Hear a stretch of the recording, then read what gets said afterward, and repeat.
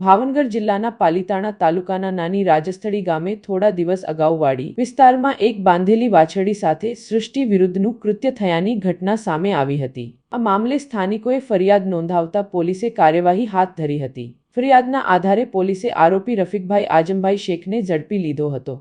આરોપીની ધરપકડ બાદ પોલીસે તેને ઘટના સ્થળે લઈ જઈ સમગ્ર બનાવનું રીકન્સ્ટ્રક્શન કર્યું હતું। રીકન્સ્ટ્રક્શન દરમિયાન મોટી સંખ્યામાં ગ્રામજનો અને લોકોના ટોળા એકત્રિત થયા હતા। આ ઘટનાને લઈને વિસ્તારમાં ભારે રોષ અને ચકચાર જોવા મળી રહી છે। પોલીસે આગળની તપાસ હાથ ધરી હોવાનું જણાવ્યું છે।